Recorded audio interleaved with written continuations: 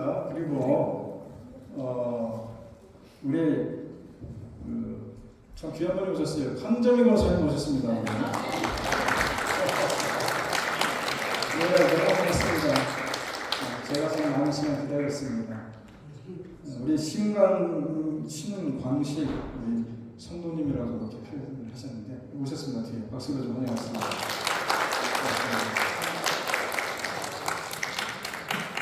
오늘 여러분들이 오셔서 너무나 감사합니다.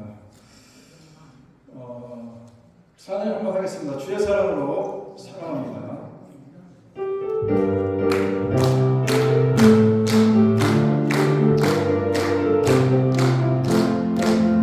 주의 사랑으로 살아갑니다.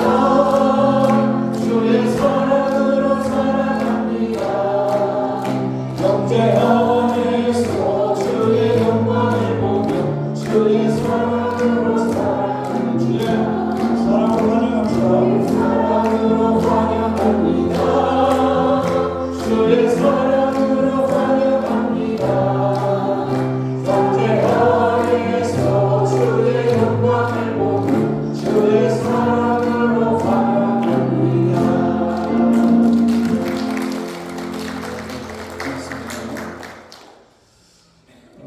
오늘 말씀 광고는 특별한 광고는 없고 선교유지와 선교사님들에서 계속해서 기도해 주길 바라고 수요예배와 새벽 예배에도 많은 참여를 바랍니다. 우리 목사님이 수요예배 찬양 예배로 인도하고 계시는데 좀 낯설을지 모르겠지만은 여러분들이 은혜가 되는 시간이 많이들 나오셔서 참여해 주시면 고맙겠고 한원 장로님이 오랫동안 안 보이시고 계시는데 한국 방문에 나가 계십니다. 그 외에도 우리 전출의 노전사님 시카고에 가 계시고 위에서 나가신 분들에서도 기도해 주시면 되겠습니다. 찬양하면서 한 광고 하나 빠졌는데 예배 끝나고 여전도 회원들이 좀 나눠주시면 감사하겠다고 우리 회장님께서 광고하십니다. 예배 끝나면은 나가지 마시고 여전도 회원들은 이제 앉아서 잠깐 회를 갖도록 하겠습니다. 찬양하면서 헌금하겠습니다.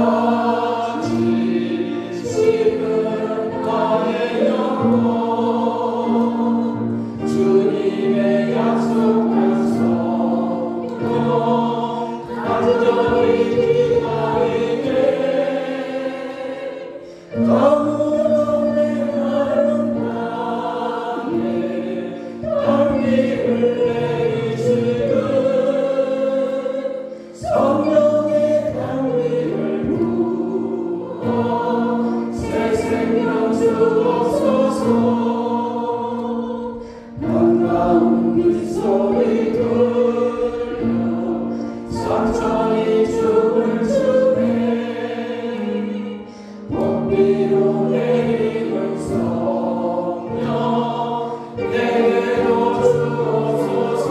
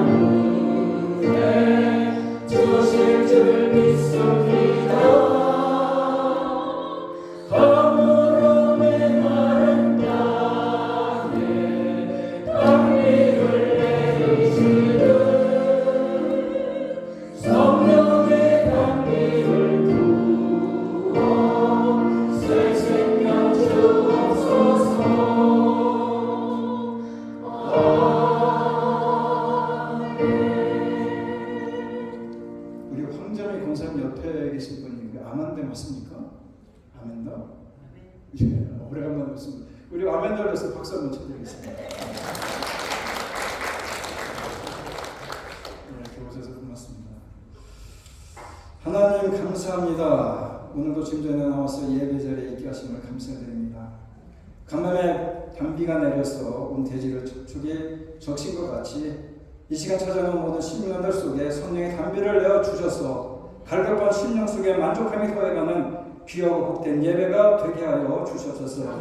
특별히 오늘도 집회 나와서 기도하는 가운데 여러 가지 기도의 제목들을 가지고 예배합니다. 하나님 그들의 모든 심령을 헤아려 주시고 그들의 기도의 제목에 주님께서 귀를 기울여 주셔서 늘 아픈 자들을 주께서 이렇게 세워주시며 마음이 상한 자들을 위로하여 주시옵시고 오늘도 주시는 참된 평안이 이들의 심령 속에 넘치고 넘치는 복된 시간이 되어져서 참으로 고달프고 힘든 이민 생활에 우리들의 삶 속에 참으로 주시는 귀한 빛과 소금의 역할을 감당하는 부족함 없도록 성령께서 우리들의 심령을 붙잡아 주시고 주님의 선한 길로들 인도하여 주시옵소서. 특별히 기도합니다. 우리 가정에 문제가 있습니까? 우리 자녀들 함께 어디 문제가 있습니까? 그 모든 것들 주님 아시오매 참으로 우리가 눈을 보러 기도하는 것들이 있다면 다 응답의 역사를 이루어남을 통해서 오늘도 하나님께 감사할 수 있는 귀한 심령들이 되시도록 성령께서 응답하여 주시옵시고 우리를 각 가정을 축복하여 주시옵소서. 선교사 잘 쓰고 수고하는 선교사님들 주께서 거절하 두지 마시고 그들의 모든 삶과 이것을 두적을 주님이 주장하여 주셔서 그들이 행하는 모든 아버지의 섬김 속에 또 행하는 모든 아버지 일정들 속에 참으로 주님께 놀라운 역사가 일어날 수 있도록 그들의 영혼들이 지금 돌아오는 일들이 있어지게 하시옵시고 그들의 귀한 헌신과 섬김이 참으로 그곳에서 아름다운 열매로 맺혀지도록 주여 도와주시옵소서. 특별히 기도합니다. 오늘은 새롭게 주님의 전을 찾고 다시 주님의 전에 찾아가는 귀한 발걸음들이 있습니다. 하나님 그 귀한 발걸음들을 주께서 기억하여 주옵시고 그 발걸음들이 복되게 하시며 풍성케 하시며 오늘도 주님을 만나고 돌아가는 귀한 시간이 되도록 성령이 강하게 역사하여 주시옵소서. 오늘도 드려지는 귀한 예물들이 있습니다. 많고자을 떠나서 주님의 나라를 위해서 귀하게 쓰임받는 예물들 되게 하여 주시옵시고 드려진 손길들을 복되게 하시며 이들의 가정이 풍성케 하시며 이들의 삶이 넉넉할 수 있도록 주여 도와주시옵시고 은혜를 베풀어 주시옵소서. 오늘도 주께 찾아나온 귀한 신년들 가운데 주의 은혜가 충만히 체험받는 복된 시간이 되게 하시고 예수님의 이름으로 기도드립니다. 아멘.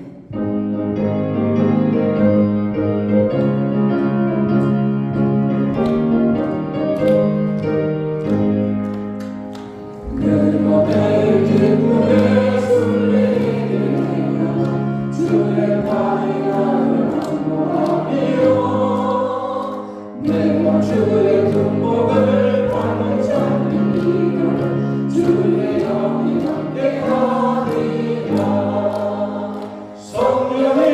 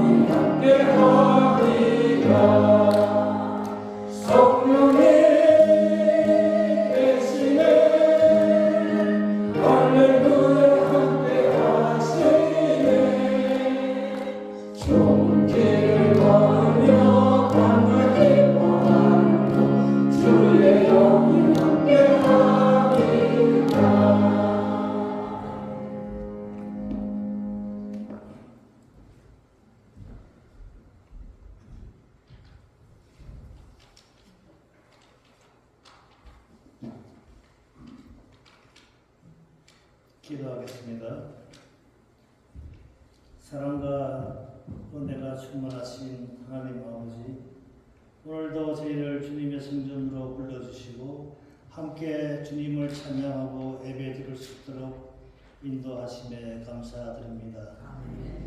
저희가 한 마음으로 주님 앞에 나와 찬양과 경배를 드리오니 우리의 예배를 기쁘게 받아 주옵소서. 이 시간 우리에게 성령을 부어주시어 성령의 역사와 임재를 체험하게 하옵소서. 풍성한 가을을 허락하신 하나님, 지난 추석 명절 동안 가족과 함께하는 시간을 허락해 주시고 저희의 발걸음을 안전히 지켜주셔서 감사합니다. 사랑하는 가족들과 나눴던 기쁨과 평안이 주님께서 주신 귀한 선물임을 고백하며 모든 여정 가운데 함께 해주신 주님의 은혜에 깊이 감사드립니다. 풍요의 계절인 만큼 우리의 믿음도 주님 안에서 자라나 풍성한 열매를 맺기를 소망합니다. 믿음이 성장하고 일상이 풍족하여짐으로 말미암아 믿음의 좋은 열매를 맺는 가을이 되게 하여 주옵소서. 우리 사랑의 교회가 하나님이 주신 사명을 잘 감당케 하시고 우리 교회를 통하여 복음이 전거되고 기쁨과 평안이 넘쳐 흐르기를 기도합니다. 사역을 통해 이웃을 섬기게 하시고 하나님이 보시기에 아름다운 교회가 되도록 인도하여 주옵소서. 성도들의 입술에 찬양과 기도가 멈추지 않게 하시고 위로와 격려, 축복의 말이 흘러넘치는 공동체가 되게 하여 주옵소서. 각 가정과 사업장에 주님의 은혜가 가득하게 하시고 모든 성도가 주님의 말씀을 따라 믿음으로 살아가게 하옵소서. 어려운 상황에서도 주님의 손길을 경험하며 주님의 인도하심을 따라가는 믿음의 걸음을 걷는 성도들이 되게 하옵소서. 예배를 통해 저희가 주님과 더욱 가까워지고 주님의 뜻을 따르는 삶을 결단하는 시간이 되기를 소망합니다. 생명을 말씀을 전하시는 목사님께 성령의 충만함을 더하여 주시고 듣는 모든 성도들이 은혜를 받는 귀한 시간이 되게 하여 주옵소서. 오늘 말씀으로 힘을 얻게 하시고 믿음으로 승리하게 하옵소서. 찬양과 기도로 섬김으로 곳곳에서 섬기며 봉사하는 손길들의 마음을 살피시고 하나님의 은혜를 경험하게 하옵소서. 주님의 은혜와 기쁨이 충만하게 하시고 그 어디에서도 누릴 수 없는 하나님의 축복이 임하게 하옵소서. 에베네셀의 하나님을 찬양하며 우리 주 예수 그리스도의 이름으로 기도드립니다. 아멘.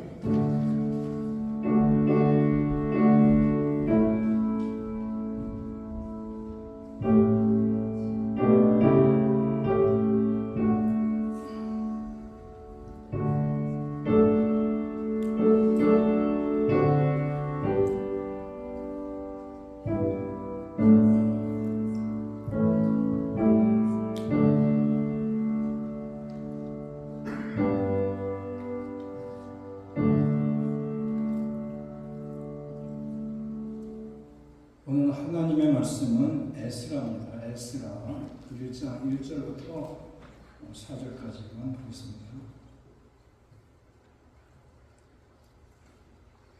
가장 그레스 원년에 여호와께서 예레미야의 입을 통하여 하신 말씀을 이루게 하시려고 바산 그레스의 마음을 감동시키심에 그가 온 나라에 분포도 하고 조서도 내려 이르되 바산 그레스는 말하노니 하늘의 하나님 여호와께서 세상 모든 나라를 내게 주셨고 나에게 명령하사 유다 예루살렘에 성전을 건축하라 하셨나니 이스라엘의 하나님은 참 신이시라. 너희 중에 그의 백성 된 자는 다 유다 예루살렘으로 올라가서 이스라엘의 하나님 여호와의 성전을 건축하라. 그는 예루살렘에 계신 하나님이시라.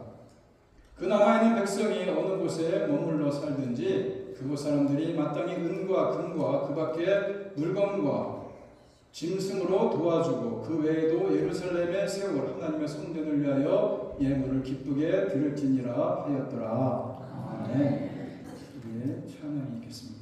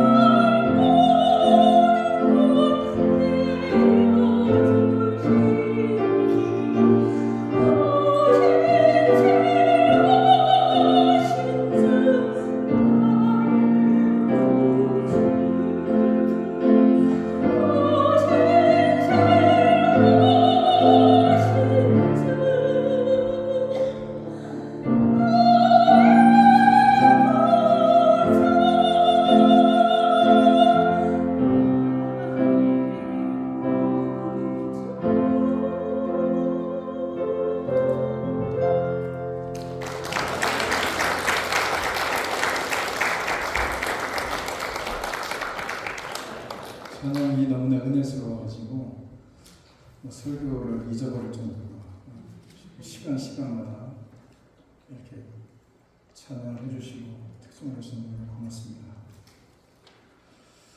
폴란드에서 태어나서 경제적인 어려움으로 인해서 단돈 6달러를 가지고 29살 때에 미국으로 건너간 사람이 있었는데 평생 주로 제가 동역을 하면서 미국의 안정적인 삶을 살았고 77세에 은퇴를 하고 시니어 클럽에 다니면서 노인들과 체스를 하면서 노후를 보내는 사람이 있었습니다. 그런데 그날은 이 체스하는 파트너가 몸이 편치 않아서 교회라인 시니어 센터에 나오지 못해서 혼자 우두커니 멍하니 시간을 보내고 있는데 그것을 본 자원봉사자가 그에게 다가와서 할아버지 그냥 멍하니 앉아있는 것보다 한번 그림을 배워보는 게 어떻겠습니까? 이렇게 권유를 합니다. 내가 붓도 잡아본 적이 없는데 자원봉사가 하는 얘기가 그럼 배우면 되지 않습니까? 이렇게 제치와 권유를 합니다. 내 나이가 70대인데 다시 그림을 배우기엔 너무 늦지 않았나 라고 말하는 그에게 이렇게 얘기합니다. 제가 보기엔 할아버지 연세가 문제가 아니라 할아버지가 할 수 없다고 생각하는 생각이 문제인 것 같습니다. 젊은이의 말을 가만히 듣고 있던 할아버지가 결심을 합니다. 그리고 미술실을 찾아가서 그림을 배우기 시작합니다. 그런데 그림을 그리는 일이 생각보다 아주 재미가 있습니다. 더욱이 풍부한 인생의 경험으로 인해서 할아버지의 그림은 깊은 성숙을 표현할 수 있었습니다. 81세가 되면서 본격적으로 그림 공부를 시작하게 되었고 어렸을 적에 폴란드 고향의 기억을 살려내면서 자신만의 방식으로 그림을 그립니다. 그리고 전시를 합니다. 미국의 평론가들이 그를 원시의 눈을 가진 미국의 샤갈이라고 극찬했고 그의 그림은 많은 사람들에게 인기리에 팔려나갔습니다. 그리고 1981년 그가 1983년까지 살았는데 103세까지 살았는데 101세 때에 로스앤젤레스 예술전시관에서 22번째로 마지막 전시를 열정적으로 활동을 했습니다. 그 할아버지가 미국의 사가리라고 불린 해리 리버맨이라는 사람입니다. 그림을 잘 알지 못하는 우리의 눈에는 초등학교 학생이 그림같이 보일지 모르겠지만 그의 그림은 미국의 뉴욕과 워싱턴 DC의 유명한 미술관에 영구 소장되어 있습니다. 또 많은 개인 수집가들에게 인기 있는 작품이기도 하다는 것입니다. 그가 이렇게 얘기합니다. 몇 년이나 더 살 수 있을지를 생각하지 말고 내가 어떤 일을 더 할 수 있을지를 생각해보라. 77이 넘은 나이에 한 번도 그림을 그려본 적이 없는 사람이 그림을 그린다는 것은 쉽지 않은 일입니다. 더군다나 그냥 취미 정도로 그림을 그리는 것이 아니라 화가가 되어서 전시회를 연다는 것은 더더욱이 쉽지 않은 일입니다.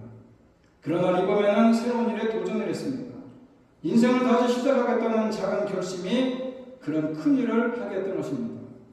여러분, 인생을 다시 시작한다는 것, 새롭게 시작한다는 것은 분명 용기가 있어야 됩니다. 그래서 다시라는 말은 용기를 뜻하는 것이고 다시라는 말은 희망을 뜻하는 것이고 다시라는 말은 높은 곳을 향한 도약을 얘기하는 것입니다. 뿐만 아니라 새로움을 의미하는 거 아니겠습니까? 그래서 다시라는 말에는 설렘과 두려움이 들어있는 것입니다. 여러분, 사도행전 2장 17절에 보게 되면 이렇게 말씀하고 있습니다. 하나님 말씀하시기를 말세에 내가 내 영을 모든 육체에 부어주리니 너희 자녀들은 예언할 것이고 너희 젊은이들은 환상을 보며 늙은이들은 꿈을 꾸리라라고 얘기합니다. 여러분, 조금 단어가 좀 이해가 안 가는 부분 아닙니까? 자녀들이 꿈을 꾸고 노인들이 예언을 한다는 얘기가 좀 잘못 같지만 자녀들이 예언을 하고 노인들이 꿈을 꾼다. 좀 막 뒤바뀐 얘기 같지 않습니까? 그런데 자녀들이 예언을 하고 젊은이들, 늙은이들 꿈을 꾸는 것, 사실 노년은 꿈을 꾸기 힘든 시기 아닙니까? 어쩌면 지난 세월들을 돌아보면서 회상하는 시기입니다. 그리고 그동안 살아가면서 쌓아왔던 경륜을 바탕으로 젊은이들에게 교훈을 주는 시기 아닙니까? 그래서 대부분의 노년계 사람들은 과거의 추억을 떠올리고 감사하면서 나머지 남아있는 생애가 얼마나 남았는지 모르겠지만 그 생애를 잘 마감해야 되겠다고 마무리할 것이라고 생각하면서 살아가지 않습니까? 그러나 이 말씀을 보면은 노년기에 꿈을 꿀 거라고 얘기하지 않습니까? 그런데 여기서 한 가지 비밀이 있습니다. 그것은 어떻게 노년의 꿈을 꾸느냐. 젊은이가 꿈을 꾼다면 몰라도. 그런데 노년의 꿈을 꾼다는 것은 비밀이 하나 있습니다. 성령이 임하시면 그렇게 할 수 있다는 겁니다. 성령께서 노년기를 받은 사람들에게 새로운 꿈을 꾸게 하셨다는 겁니다. 실제로 성경을 보면 노년기에 새로운 꿈을 꾸면서 그 꿈을 실현해 나가는 사람들의 이야기가 나옵니다. 대표적인 사람이 아브라함입니다. 나이 75세 하나님의 부르심을 받고 새로운 꿈을 꾸지 않습니까? 낯선 땅을 원하는 가나안으로 이민을 가는 꿈을 꿉니다. 가족들과 함께 그 꿈을 실현하고자 이민을 가지 않습니다. 그리고 젊은이들도 감당하기 힘든 많은 일들을 겪으면서 꿈을 이루어가지 않습니다. 더 놀라운 사람이 모세입니다. 나이 80에 하나님의 부르심을 받고 새로운 꿈을 꾸게 됩니다. 원래 부르심을 사용하며 거절했지만 워낙 감당하기 힘든 꿈을 꾸게 하셨기 때문에 그렇지만 하나님께서 강력하게 말씀하시니까 결국 그 꿈을 받아들이지 않습니까? 그리고 그 꿈을 이루기 위해서 애국으로 바로에게 갑니다. 여러분, 꿈은 아무나 꾸는 것은 물론 아닙니다. 그 꿈을 향해 가는 과정이 감당하기 힘들고 어렵습니다. 그 과정에 우리 힘으로 해결할 수 없는 많은 난관이 있습니다. 특히 노년에는 더욱이 그렇습니다. 청년기에 강건함과 기대이 없지 않습니까? 그러나 성령이 함께 하시면 얘기가 달라진다는 것입니다. 노년기의 사람들도 꿈을 꿀 수 있다는 것입니다. 우리가 상황이 힘들고 어렵더라도 성령과 함께 꿈을 꾸라는 것입니다. 나이에 상관없이 다시 일어나라는 것입니다. 여러분 한 분 한 분도 성령과 함께 꿈을 꾸는 자들이 되시기를 바랍니다. 오늘 우리는 사람의 일에 부흥을 두 눈으로 똑똑히 보는 시대에 살고 있지 않습니까? 마이크로소프트로부터 시작된 PC, 구글로부터 시작된 포털 검색, 애플로부터 시작된 이 스마트폰, 정부 회사, 정부 시대에 빠르고 눈부시게 변화된 세상의 변화를 우리가 보고 살지 않습니까? 그런데 우리가 생각하고 기대하는 부흥은 사람의 일의 부흥이 아니라 주님의 일의 부흥을 제가 말씀하고 있는 겁니다. 대표적인 예로 초대교회 시절에 성령이 강림한 후에 일어났던 놀라운 역사 같은 부흥을 말하는 거 아니겠습니까? 유대인과 이방인들이 함께 부름받아서 새로운 믿음의 공동체를 세워가지 않습니까? 성전 제사를 대체하는 영과 진리로 드리는 예배로 시작하는 그런 새로운 역사, 열방을 향해서 복음을 전해주는 위대한 선교의 역사, 우리가 꿈꿔야 될 부흥은 주의 일의 부흥이라는 것입니다. 영적으로 죽었던 영혼들이 살아나서 하나님의 자녀가 되는 부흥 아닙니까? 잠자는 영혼들이 영적으로 깨어나서 능력 있는 하나님의 일꾼으로 되는 부흥 아니겠습니까? 신체에 있던 공동체가 다시 활력을 되찾아서 하나님의 맡기신 사명을 잘 감당하는 그런 꿈 아닙니까? 오늘 우리가 이런 주의 일의 부흥의 꿈을 꾸었으면 좋겠습니다. 그리고 그런 꿈이 이루어지는 것을 우리의 두 눈으로 똑똑히 봐야 되지 않겠습니까? 오늘 보면은 성전이 재건되고 야외 종교가 부흥되는 그 엄청난 일들이 어떻게 시작되고 있는가를 보여주고 있습니다. 여호와께서 고레스의 마음을 감동시켜줍니다. 감동시킨다는 얘기는 잠자는 자를 깨운다는 얘기입니다. 오늘날 기업의 과제가 있다면 어떻게 고객을 감동시킬 수가 이렇게 고민하지 않습니까? 오늘 교회의 전도와 선교의 과제가 있다면 교회가 어떻게 세상을 감동시킬 수 있는가? 오늘 우리 시대는 절망의 시대라고 얘기합니다. 유대의 위기의 시대라고 얘기합니다. 낙심과 좌절과 그 어떤 유사한 단어를 사용해도 틀림이 없는 그런 시대 아닙니까? 너무나도 상처받는 영혼들이 있고 이때 세상을 취할 수 있는 우리 교회의 명예이 무엇이겠느냐? 그것은 감동이라는 것입니다. 에스라서는 하나님께서 이스라엘을 점령하고 있던 이방한 고레스를 감동시킵니다. 감동된 고레스가 하나님의 백성을 감동시키지 않습니까? 감동을 받은 자들이 일어나서 곡으로 돌아오지 않습니까? 여기서 부흥의 역사가 일어나는 것입니다. 성전을 건축합니다. 예배가 되살아납니다. 기도가 살아납니다. 하나님과 무너졌던 관계가 새롭게 세워지지 않습니까? 원래 구약성이 기록된 히브리 성경을 보게 되면 에스라 느헤미야가 두 권으로 되어 있지만 한 권으로 되었던 겁니다. 에스라 느헤미야는 시간적으로 구약 마지막 시대에 기록되어 있는 사건을 다루고 있습니다.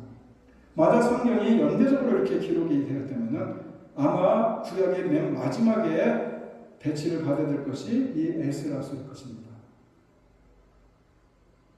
그런데 구약 역사의 결론이라고 얘기하지 않습니까? 또 구속사적으로 얘기를 하더라도 신약과 구약의 고리 역할을 하기 때문에 구약의 맨 마지막 부분에 편집이 돼야 되지 않겠느냐. 여러분 우리가 잘 아는 대로 BC 720년에 아수르에게 북이스라엘이 멸망합니다. BC 580년에 남유다마저도 멸망을 합니다. 성전은 무너지고 선민의 역사는 끝이 났습니다. 모든 것이 무너지고 끝나는 이때에 예레미야 선지자가 마지막 희망의 한 끈을 놓치지 않게끔 예언을 합니다. 예레미야 29장 10절에 보게 되면 여호와께서 이와 같이 말씀하시니라 바벨론에서 70년이 차면 내가 너희를 돌보고 나의 선한 말을 너에게 순취하여 너를 이곳으로 돌아오게 하리라.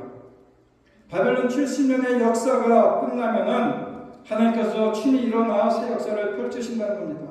그래서 오늘 에스라서 1장 1절은 성전 건축과 성벽 재건과 예배 부흥과 야훼 신앙의 재건, 새 역사의 시작을 70년 전에 예레미야가 이미 예언했던 그것을 성취하는 그런 배너가 아니겠습니까? 에스라서 1장 1절에 보게 되면 여호와께서 예레미야 입을 통해서 하신 말씀을 이루기 위함이었다는 겁니다. 성경은 세계의 역사는 고레스가 이 역사를 펼쳤다고 말하고 있지만은 성경 배후에 누가 그 일을 주관했느냐? 하나님이 주관했다는 것입니다. 그에게는 역사서가 있습니다. 사무엘 상하, 열왕기 상하, 그리고 역대하 상하가 있는데 그런 역사서 마지막 구절이 역대하 36장 22절 23절인데 그 두 절이 에스라 1장 2절에 1장 1절과 2절에 그 두 구절과 똑같습니다. 단어가 틀리지 않습니다. 왜 그렇습니까? 인간의 역사가 끝나는 그 자리에 하나님의 역사가 시작된다는 것입니다. 인간의 가능성이 끝나는 그 자리에 하나님의 기적의 역사가 언제나 시작되고 있다는 것입니다. 이에 에스라와 느헤미야의 두 권의 책은 당시 세계문의 강대국들 역사 속에서 일어나는 참으로 우리들 인간의 생각으로는 이해할 수 없는 놀라운 기적을 보여주는 거 아니겠습니까? 이런 기적의 역사가 하나님의 손으로 펼쳐지는 생생한 모습을 보여주겠다는 겁니다. 아수르와 바벨론의 침공은 선민 이스라엘을 완전히 멸망시킵니다.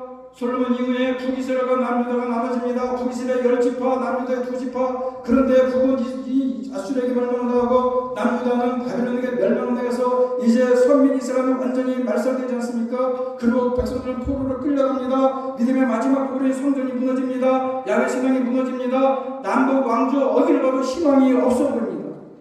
바로 이 순간에 페르시아 제국이 일어나서 바벨론을 무너뜨리고 나라를 세운 고레스가 포로민의 신앙을 인정하고 각기 고국으로 돌아가서 그 나라를 재건하고 열심히 일해서 조공을 바치고 그래서 페르시아는 그 조공을 받아서 더 든든하고 투강하게 세우는 일이라고 그가 믿었기 때문에 하나님께서 이 틈바구니를 타고 하나님이 고레스를 감동시킨 겁니다. 어떻게 감동시켰는지 그의 감동의 내용이 무엇인지는 성경은 침묵하고 있지만은 다만 역사에 그리신 하나님께서 이방원 고레스까지 붙들어 쓰셨다는 얘기 아니겠습니까? 고레스가 세운 페르시아는 알렉산더 대왕이 멸망할 때까지 200년 동안 고대 근동지방을 지배합니다. 참으로 이스라엘 백성들에게 많은 선의의 호의를 베풀어주고 포로에서 돌아가게 만들어줬던 이 고레스는 그 선의의 호의를 다 어떻게 이루어가는 것을 보지도 못하고 전쟁터에 나가서 죽고 맙니다. 마치 고레스의 사랑은 하나님의 백성을 고국으로 돌려보내고 무단히 성전을 재건하도록 시인받는 것이 전부인 것처럼 보이지 않습니까? 이것을 이루어놓고 죽는다는 건 아닙니까? 이것이 놀라운 일이라는 것입니다. 고레스의 배려로 포로에서 일부 백성들이 돌아왔지만 그 숫자가 보잘것 없는 수만에 불과했고 그들이 70년 동안 버려진 고국 땅에서 해야 될 일이 얼마나 많았겠습니까? 어디서도 손을 대들지 당황스럽게 됐을 겁니다. 그리고 그들이 떠나간 그 자리에 있었던 사람들이 원수처럼 그들에게 방해꾼 공작을 하지 않습니까? 이 순간 돌아온 백성들은 본질을 생각합니다. 하나님이 우리를 왜 돌아오겠는가? 무엇을 하기 위해 돌아오겠는가? 하나님이 원하시는 바가 무엇인가? 고레스가 하나님부터 받은 감동이 무엇인가로 생각하지 않습니까? 그래서 성전을 건축하고 제사신당을 세우고 하나님과 무너진 관계를 회복하는 이것을 결단하지 않습니까? 오늘 우리가 살고 있는 이 시대, 모든 것이 무너져 내리는 이 시대의 본질을 붙들면은 하나님과의 관계를 붙들면은 기도를 붙들면은 예배를 붙들면은 말씀을 붙들면은 모든 것이 새로워진다는 것입니다. 길이 열리는 것이고 새 역사, 새 기적이 일어나는 것입니다. 구약 성경 신앙은 성전에서 드리는 제사가 신앙의 전부입니다. 성전 제사를 통해서 하나님을 만났고 하나님의 임재를 경험했습니다. 성전의 회복은 곧 예배의 회복이었고 잃어버린 축복의 회복이었습니다. 야훼 신앙 하나님께 올리는 기도의 회복이었다는 것입니다. 오늘 본문을 보십시오. 이전에 하나님을 알지 못하는 고레스가 감동을 받고 말합니다. 3절에 이스라엘 하나님은 참 신이시라. 너희 중에 그의 백성 된 자는 다 유다 예루살렘으로 올라가서 이스라엘 하나님 여호와의 성전을 건축하라. 그는 예루살렘에 계신 하나님이시라. 또 4절에서 뭐라고 얘기합니까? 그 남아있는 백성이 어느 곳에 머물러 살든지 그곳 사람들이 마땅히 은과 금과 그 밖의 물건과 짐승으로 도와주라는 것입니다. 먼저 돌아간 사람들이 성전을 건축할 수 있도록 예배를 수출할 수 있도록 도와주라는 얘기 아닙니까? 그 외에도 예루살렘에 세울 하나님의 성전을 위하여 예물을 기쁘게 드리라고 얘기합니다. 이 말은 제사장의 말이 아닙니다. 이방왕의 말 아닙니까? 이 말씀은 불신자 이방 고레스가 하나님의 백성들에게 선포한 얘기 아닙니까? 오늘 세상이 교회를 향해서 던지는 얘기입니다. 불신자들이 교회를 향해서 던지는 메시지 아닙니까? 교회가 일어나라는 것입니다. 어두운 세상에 빛이 되어달라는 거 아닙니까? 우리 모두가 아프니까 이제 치유자가 되어달라는 얘기 아니겠습니까? 너희들만 잘 살고 성공, 번영, 기복신앙이 아니라 세상을 똑바로 세우는, 시대를 곧바로 세우는 건축자가 되어달라는 얘기 아니겠습니까? 그 일을 위해서 헌신하고 요청하는 거 아니겠습니까? 하나님께 감동된 고레스의 말을 듣고 그 마음이 하나님께 감동받은 자들이 자리를 박차고 일어납니다. 선전을 건축합니다. 무너진 나라를 세워가지 않습니까? 오늘 이 시대가 무너져 내리고 있습니다. 경제가 무너지고 희망이 사라지고 종교들이 무너지고 다음 세대가 무너지고 가정이 무너지고 코로나19 여파로 인해서 장교들이 문을 닫고 사회적인 약자들이 무너지는 시대 아닙니까? 새 역사를 위해서 새 시대 건설을 위해서 우리는 기도할 때라는 것입니다.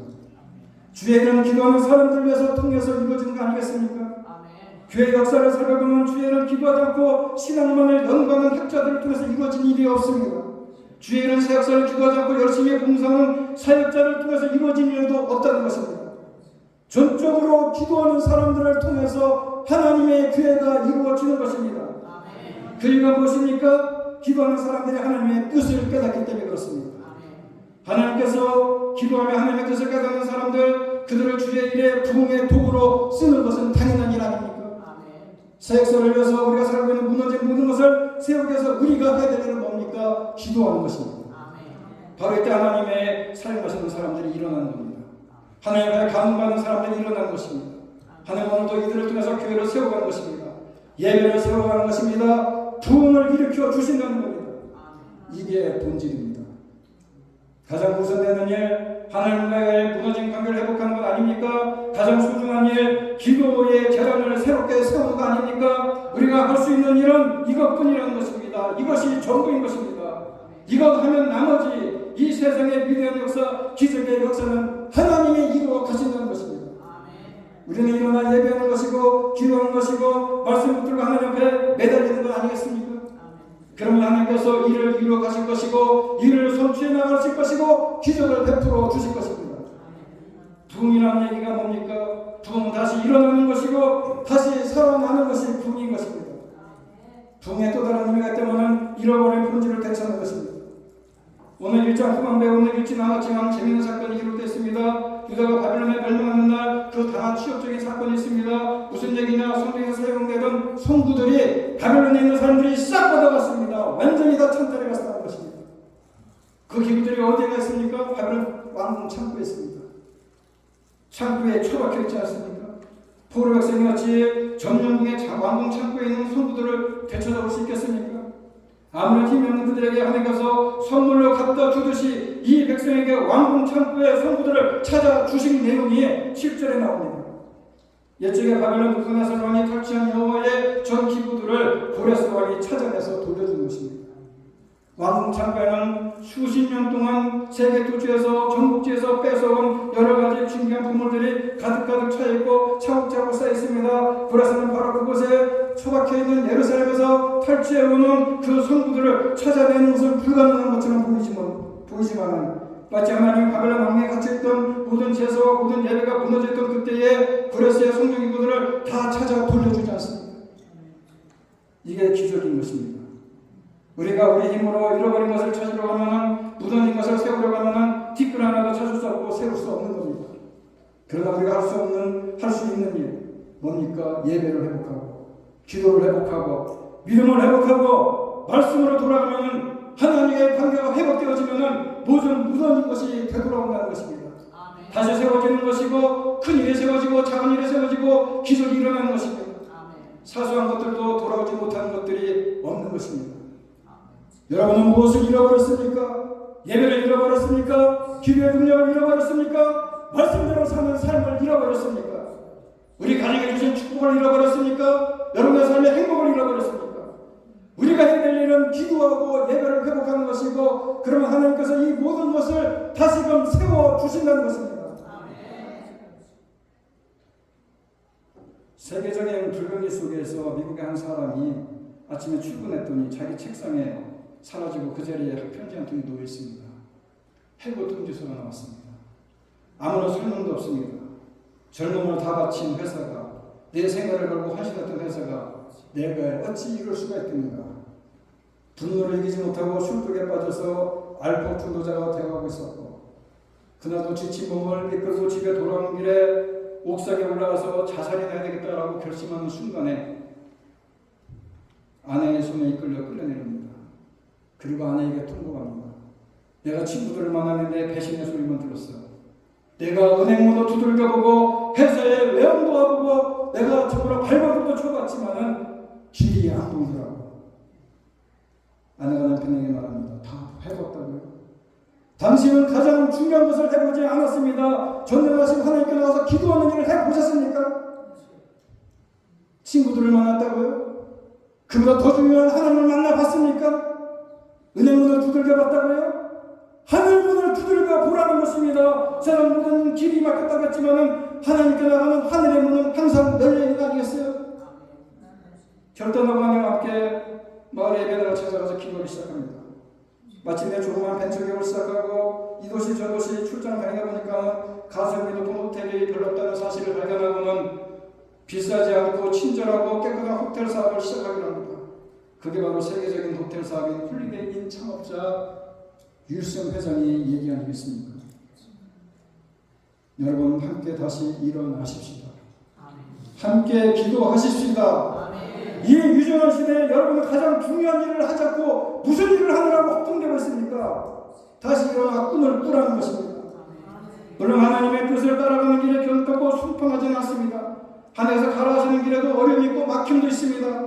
힘쓰지 않으면 가기 쉽지 않을 때도 있습니다.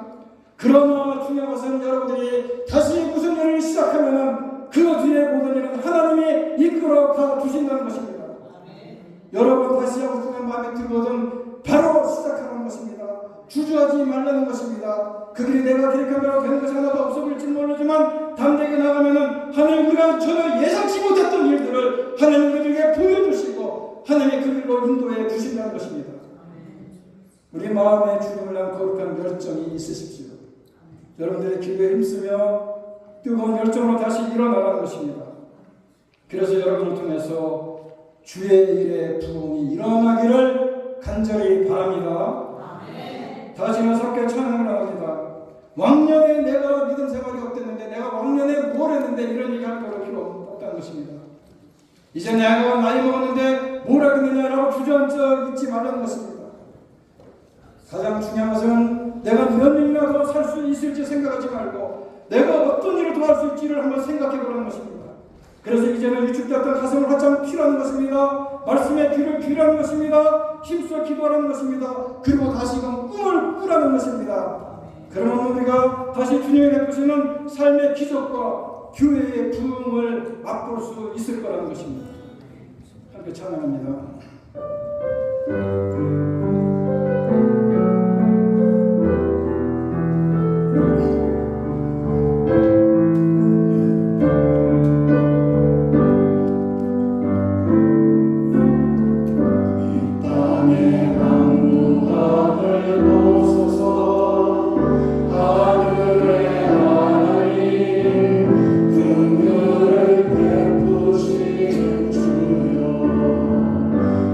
우리의 죄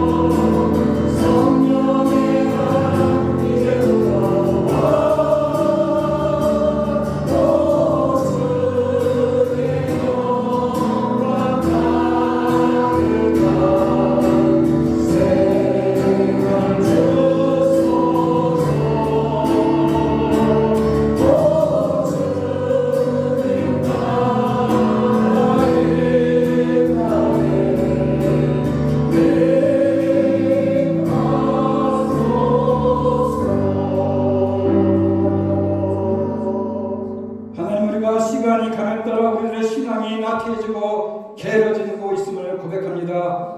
우리들의 마음을 귀경시켜 주시고 다시 일어나게 하시고 다시 궁의 꿈을 꾸게 하여 주시옵소서. 물론 힘들 수도 있고 또 우리가 정말 어려운 길을 갈 수도 있지만은 우리가 다시 시작하기만 하면 하나님께서 모든 일을 이끌어 준다는 믿음과 확신 가시고 다시 일어나게 하여 주시옵소서. 그리하여 주님이 베푸시는 삶의 기적과 교회의 부흥의 놀라운 역사를 맛보게 하여 주시옵소서. 이제는 우리 주 예수 그리스도의 은혜와 하나님 아버지의 극진하신 사랑과 성령님의 교통하심이 다시 일어나서 부흥의 꿈을 꾸기로 이 시간 다시 한번 마음에 굳게 다짐하며 이전을 나가는 주님의 귀한 백성들 머리 위에와 두건 가정과 일터와 자녀들 위해 이제부터 영원토록 함께 있을지어다. 아멘.